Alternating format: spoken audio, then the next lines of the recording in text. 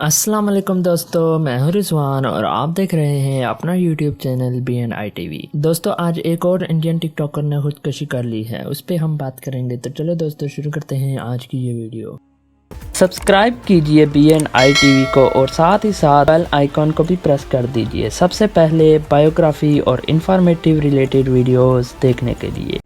दोस्तों इंडिया में एक और टिकटॉकर ने खुदकुशी कर ली है। इससे पहले भी बहुत सारे टिकटॉकर ने खुदकुशी की थी, जिनमें सिया कक्कर और संध्या चौहान जैसे टिकटॉकर शामिल हैं। और अब एक और टिकटॉकर जिसका नाम पूजा चौहान बताया जा रहा है, उसने भी सुसाइड अटेम्प्ट कर ली है। और इस सुसाइड के पीछे बहुत बड़े बड़े लोग सामने आ रहे हैं। दोस्तों इससे पहले भी मैंने सिया कक्कर, संध्या चौहान और भी बहुत सारे टिकटॉकर्स जिनकी अब डेथ हो चुकी है। हाल ही में मुस्कान शेख की हुई थी और एक रावलपिंडी का लड़का था जो टिकटॉक बनाते हुए ट्रेन से टकराया था। इन सब की भी मैंने वीडियोस बनाई हुई हैं। अगर आपने वो वीडियोस अभी तक नहीं देखी तो ऊपर आई बटन पे उन सब के लिंक्स आ रहे होंगे, उनको भी देख लें। और मैंने साथ ही डिस्क्रिप्शन में भी उन सब वीडियोस के लिंक आपके साथ शेयर किए होंगे, तो आप वहां से भी देख सकते हैं। खैर दोस्तों 7 फरवरी की बात है कि एक और इंडियन टिकटॉकर जिसका नाम पूजा चौहान था, उसने भी सुसाइड अटेम्प्ट कर ली है और उसकी भी डेथ हो गई है। दोस्तों इस लड़की की उम्र 22 साल बताई जा रही है। पूजा ने अपनी सोसाइटी की बिल्डिंग से कूदकर सुसाइड कर ली थी और इसको हॉस्पिटल भी ले जाया गया,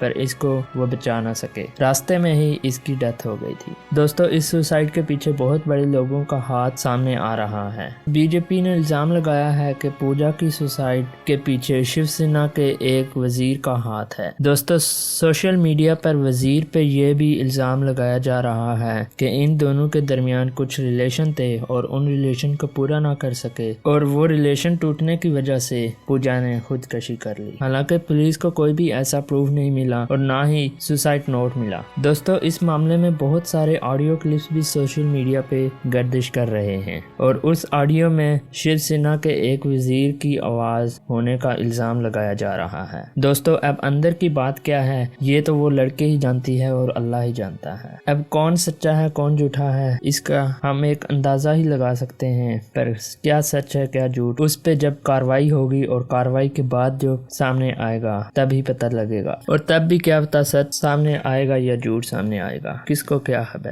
खैर दोस्तों ये थी मेरी आज की छोटी सी वीडियो। अगर आपको ये वीडियो अच्छी लगी है तो इस वीडियो को एक लाइक कर दीजिए। अभी तक इस चैनल को सब्सक्राइब नहीं किया तो अब इस चैनल को सब्सक्राइब भी कर दीजिए। आज के लिए इतना ही, मिलते हैं अगली वीडियो में एक नए कंटेंट के साथ। तब तक के लिए मुझे इजाज़त दीजिए। अल्लाह हाफिज़।